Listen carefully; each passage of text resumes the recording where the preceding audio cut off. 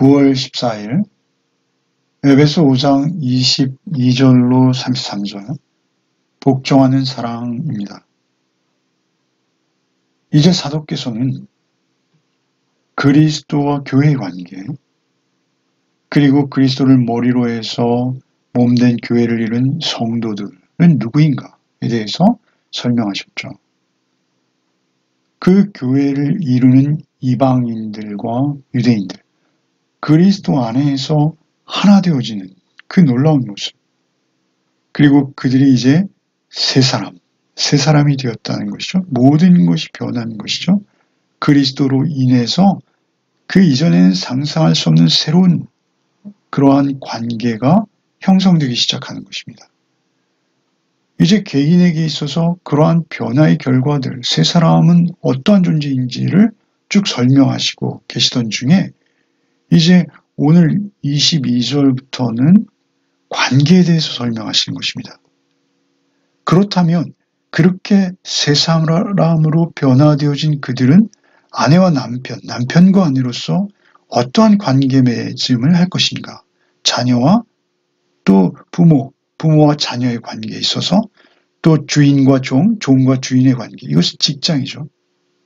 그러니까 부부, 가정, 그리고 직장, 이러한 관계로 점점 넓혀가며 그 관계의 중요성들을 설명하시는 것입니다. 그런데 그 관계 맺기 전에 먼저 새 사람은 어떤 존재인지에 대해서 쭉 말씀하셨죠. 상당히 율법적으로 들릴 수 있으나 이것은 순전히 자발적이요, 주님으로 인해서 그 존재의 근원이 바뀌어버린 그 새 사람, 모든 것이 변한 그 존재는 과연 어떤 존재인가를 설명하시는 것이죠. 오늘 본문 앞에 있는 5장 16절이죠. 세월을 아끼라 때가 악하니라. 이것은 세 사람의 모든 시간들은 무엇입니까?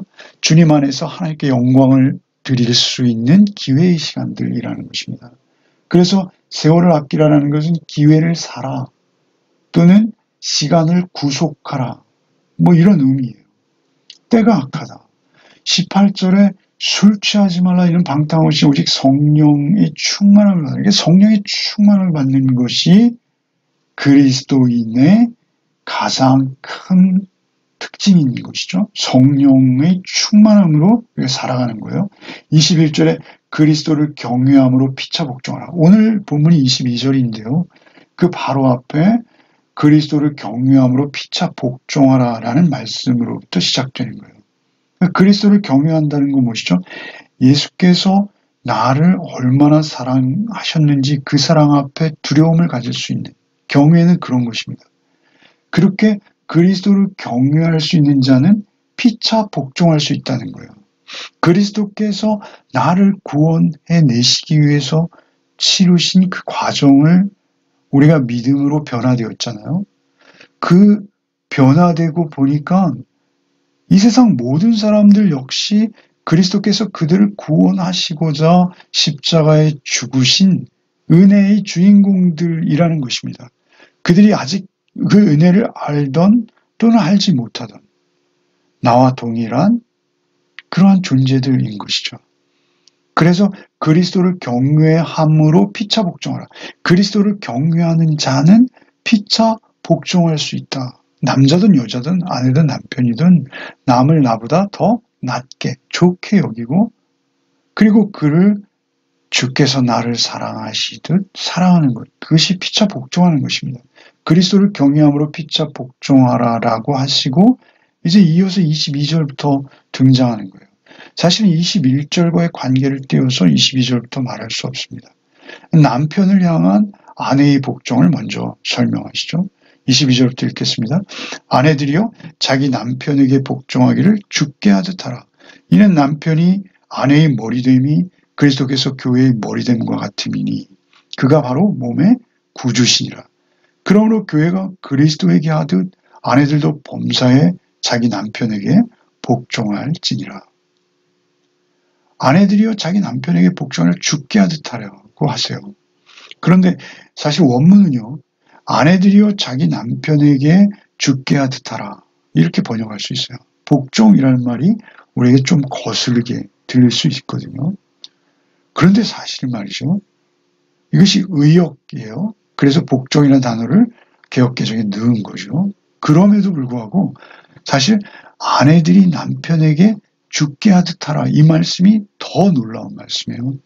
사실 더 부담스러운 말씀이에요. 아내들이요 남편에게 죽게 하듯, 우리가 주님께 받은 은혜가 있기에 우리가 주님을 경외하지 않습니까? 그 주님 앞에서 우리가 하듯이 남편 앞에 하라는 거예요. 그러니까 얼마나 힘든 내용입니까? 사실은 우리가 예수 그리스도를 알지 못하면요, 결혼 관계는 성립하지 않는 겁니다. 아내들이요 자기 남편에게 복종하기를 죽게 하듯 하라. 사실 그런데 이 말씀은 이런 전제가 있어요. 25절에 보시면요, 남편들아 아내 사랑하기를 그리스도께서 교회를 사랑하신 것처럼 사랑하라는 거예요.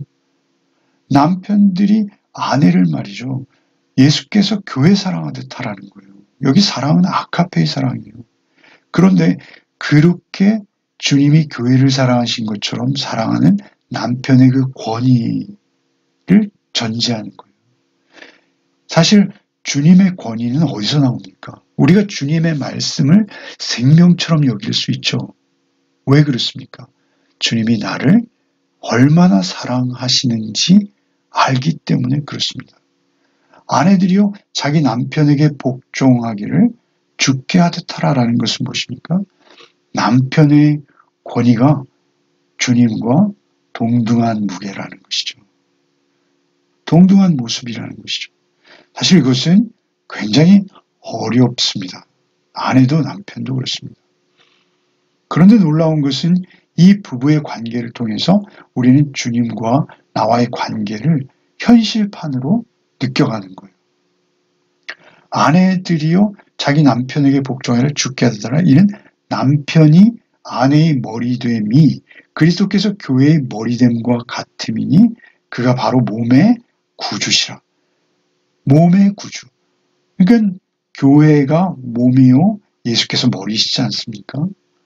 그러니까 아내의 머리라는 거예요. 남편이. 교회의 머리가 주님이시듯 남편이 내 머리다라고 아내가 여긴다는 거예요. 이것은 참 쉽지 않은 것이죠. 여러분, 당시에 아내들은 정말 어린아이와 같이 취급받았습니다. 여인들은 권리가 거의 없습니다.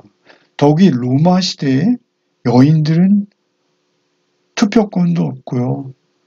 정말 종과 같은 신세에서 조금 나은 정도였죠. 그런데 지금 바울 사도께서 하시는 말씀은 자신의 생명보다 더 존귀한 존재가 되라는 거예요. 당시에 아내들이 남편에게 복종하는 것은 사회의 분위기, 그 사회가 규정 지어 놓은 남편의 권위를 따라서 할 수 없이 피치 못해서 마음에 우러나서 하는 경우는 거의 없었을 것입니다. 아니, 전혀 없다고 봐야죠. 그런데 이제 그리스도인 부부에게 있어서 아내들은 주님을 사랑하듯 남편을 대하라라는 거예요. 교회 머리됨처럼 남편을 내 몸의 머리로 그렇게 대하라는 거예요. 24절에 그러므로 교회가 그리스도에게 하듯 아내들도 범사에 자기 남편에게 복종할지니라. 교회가 그리스도에게 하듯. 그러니까 이러한 사랑은요, 사실은 그리스도의 사랑을 받아보지 않고 그리스도께서 교회를 어떻게 사랑하시고 세워가는지를 모른 채 부부관계는 형성되지 않는 거예요. 그러니까 교회가 그리스도에게 하듯 아내들도 남편에게 복종해야 하는데 교회가 그리스도에게 어떻게 하는지도 모르는 아내가 남편에게 어떻게 복종할 수 있겠어요? 그러니까 교회와 그리스도의 하나됨의 비밀을 알아야 되는 것이죠. 그 주고받는 관계를 알아야 되는 것입니다. 예수께서 피 흘려 십자가에 죽으시도록 사랑하신 교회, 그리고 그 교회의 머리가 되신 그리스도를 경험해 보지 않고 남편과 아내가 서로를 대할 수 없다는 것입니다. 이제 아내를 향한 남편의 사랑에 대해서 말씀하시죠. 동일합니다. 이것은 동등해요. 25절부터 읽도록 하겠습니다. 남편들은 아내 사랑하기를 그리스도께서 교회를 사랑하시고 그 교회를 위하여 자신을 주신 같이 하라. 이는 곧 물로 씻어 말씀으로 깨끗하게 하사 거룩하게 하시고 자기 앞에 영광스러운 교회로 세우사 티나 주름 잡힌 것이나 이런 것들이 없이 거룩하고 흠이 없게 하려 하심이라. 남편들아 아내 사랑하기를 그리스도께서 교회를 사랑하신 것처럼 사랑하라는 거예요. 이 아카페의 사랑을 아내에게 행하라는 거예요. 어떤 남편이 과연 아내를 그리스도께서 교회를 사랑하신 것처럼 사랑할 수 있을까요? 남편도 그리스도께서 교회를 사랑하시는 사랑을 알 때만 이런 사랑을 할 수 있어요. 사실은 그 비밀을 안 만큼만 사랑할 수 있다는 거예요. 세상의 사랑은 아내가 이쁘기 때문에, 아내가 어떠하기 때문에 그렇게 사랑의 조건이 형성되는 것이죠. 그러나 아내가 심지어 죄인일지라도, 아내가 심지어 엄청난 잘못을 나에게 했을지라도, 아니 상시로 수시로 그렇게 잘못해오고 있는 그 상황에서도 그들을 품으라는 거예요. 품으라는 거예요. 그들을 사랑으로 덮으라는 거예요. 남편들아 아내 사랑하기를 그리스도께서 교회를 사랑하시고 그 교회를 위하여 자신을 주신 것이, 교회를 위하여 예수께서는 자신의 무엇을 주셨습니까? 전물을 주셨어요. 그렇듯이 남편도 아내를 그렇게 사랑하라는 거예요. 그래서 그것이 구체적으로 어떤 모습이에요? 26절에 물로 씻어 말씀으로 깨끗하게 하사 거룩하게 하시고 자기 영광스러운 교회로 세우사 티나 주름 잡힌 것이나 이런 것들이 없이 거룩하고 흠이 없게 하려고 주께서 교회를 그렇게 섬겼듯이 아내를 섬기라는 거예요. 물로 씻는다라는 건 26절에 물로 씻는다는 것은 중생을 말하죠. 첫 번째는 죄 없으신 분이 대신 죄의 값을 치러주신 것이 물로 씻는 거예요. 여러분, 그렇게 중생 거듭나게 한 세례와 같은 것이죠. 물로 씻으셨을 뿐만 아니라 예수님은 요한복음 13장에 보면 날마다 그들의 발을 씻으세요. 또 그렇게 아내를 씻기는 존재라는 거예요, 남편은. 그리고 말씀으로 깨끗하게 하라고 하세요. 그러니까 가장은 말이죠. 말씀에 대해서도 열심히 있어야 돼요. 말씀의 권위를 가장이 깨달아 알아야 돼요. 그리고 그 말씀의 권위는 어디서 나오니까? 사랑의 섬김에서 나오는 거예요. 주님께서 우리를 사랑으로 섬기셨기 때문에 주님의 말씀의 권위가 있는 것이죠. 그러한 말씀으로 깨끗하게 하는 일을 남편도 아내를 향해서 하는 존재라는 것이죠. 거룩하게 하시고. 그러니까 주께서 우리를 거룩하게 그렇게 씻기시고 말씀으로 깨끗하게 날마다 하시어서 우리를 세상과 구별되게 하시는 것처럼, 그래서 세상에 티나 주름 잡힌 것 이런 것 없도록 거룩하고 흠이 없게 아내를 그렇게 세우라는 거예요. 이것은 남편 역시 주님의 은혜 없이는 할 수 없는 거예요. 주님께서 나에게 베푸신 은혜만큼 나도 아내를 섬길 수 있는 거예요. 이제 그 아내와 남편의 연합을 그리스도와 교회의 연합에 비유해서 총체적으로 다시 설명하시죠. 28절부터입니다. 이와 같이 남편들도 자기 아내 사랑하기를 자기 자신과 같이 할지니 자기 아내를 사랑하는 자는 자기를 사랑하는 것이라.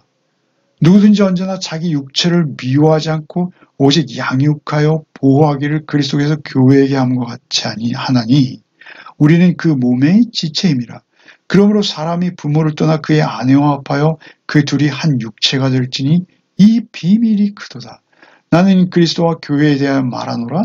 그러나 너희도 각각 자기의 아내 사랑하기를 자신같이 하고 아내도 자기 남편을 존경하라. 이와 같이 남편들도 아내 사랑하기를 자기 자신과 같이 하라는 거예요. 자기 몸처럼 사랑하는 거예요. 아내 사랑하는 자는 자기를 사랑하는 것이라. 아내 사랑하는 자는 자기 몸을 사랑하는 거예요. 누구든지 언제나 자기 육체, 몸을 미워하지 않고 양육하고 보호하는, 우리가 우리의 몸이 얼마나 존귀한지 알고 내 스스로 우리의 몸을 얼마나 아낍니까? 그렇듯이 아내를 내 몸처럼, 아니 몸과 같이, 아니 몸보다 귀하게, 내 몸보다 귀하게 양육하고 보호하라는 거예요. 주께서 우리를 그렇게 대해주셨듯이. 그렇게 30절에 우리는 그 몸의 지체임이라. 우리는 그 몸의 지체라는 것이죠. 주님이 우리의 머리라는 거예요. 여러분, 몸과 머리가 분리되면 어떻게 되는 거죠? 생명이 없는 거예요. 부부관계의 생명은 어디에 있다라는 거예요? 그리스도께서 우리를 사랑하신 것처럼 서로 사랑하는 관계 속에서 가정은 온전해지고 생명 있는 가정이 되어진다라는 것이죠. 31절에 그러므로 사람이 부모를 떠나 그의 아내와 합하여 그들이 한 육체가 될지니. 이거 신비한 연합이죠. 남녀가 각각이에요, 분명히. 그럼에도 불구하고 하나가 되는 거예요. 이것은 그리스도께서 우리 안에, 우리가 그리스도 안에 거하는 것처럼 신비한 것이죠. 32절에 이 비밀이 크도다. 이 비밀이 크도다. 그리스도와 교회에 대하여 말하노라 하시면서 어떻게 말하세요? 너희도 각각 자기 아내 사랑을 자신과 같이 하고 아내도 자기 남편을 존경하라. 이것은 무엇입니까? 그리스도와 교회가 하나 되는 연합의 비밀처럼 아내와 남편도 서로 연합되는 이 비밀이 크다는 거예요. 그러니까 정상적인 교회 생활, 정상적인 교회 활동이 없이는 아내와 남편이 하나 되어지는 것이 무엇인지 잘 몰라요. 그러니까 우리가 사실은 결혼 생활을 통해서도 주님을 배우고 알아가는 것이고요. 그리고 주님을 배우고 알아감을 통해서도 가정을 섬길 수 있는 거예요. 그러니까 이것은 그냥 분리되는 것이 아니라 그냥 하나인 거예요. 이 관계를 이제 설명하시기 시작하는데, 특별히 아내와 남편, 부부의 관계를 먼저 설명하셨어요. 그리고 자녀와 또 부자, 자녀와 부모, 부모와 자녀, 주인과 종, 종과 주인. 이것은 우리 직장이죠, 직장. 이러한 관계들을 이제 가까운 곳으로부터 점차 이렇게 멀리 설명해 가기 시작하는데, 그 가장 중요한 기초는 무엇입니까? 아내와 남편이에요. 여러분, 이 땅에 작은 하나님의 천국의 모델이 있다면 가정이에요. 그 다음에 교회예요. 그러니까 가정이 먼저 천국 돼야 되는 거예요. 그러니까 우리의 신앙의 바로미터는 뭐냐면요, 부부관계예요. 그러니까 아내가 남편을 대하는 태도를 보면 그가 주님과 어떤 관계인지 우리는 알 수 있어요. 그리고 남편이 아내를 대하는 태도를 보면 그 남편이란 분이 주님과 어떤 관계인지를 우리가 알 수 있어요. 그게 바로 첫 번째 증거가 되는 거예요. 그러니까 가정을 통해서 우리는 주님을 배워가고 더 깊이 알아갈 수 있고요. 또 주님을 더 깊이 알아감으로 인해서 우리 가정이 그만큼 건강해지고 작은 천국을 이루어가는 복을 누리게 되어진다라는 것이죠. 기도하겠습니다. 주님, 그리스도께서 교회와 하나 되듯이 우리 가정도, 우리 부부도 그렇게 하나 됨을 이루게 하여 주옵소서. 주께서 나를 위해서 모든 것을 버리시고 나를 사랑하셨듯이 나도 서로 배우자를 그렇게 사랑하며 섬기는 관계로 늘 자리매김해 갈 수 있도록 주께서 우리를 도와 주옵소서. 성령께서 오늘도 우리와 함께 하여 주셔서 우리의 가정, 또 우리의 자녀관계, 우리의 직장 어느 곳에 있든지 우리가 주님의 인도하심을 받아 지혜롭게 또 하루를 살게 하여 주옵소서. 오직 성령께 이 모든 것을 의탁하오며 예수 그리스도의 이름 받들어 기도하옵나이다. 아멘.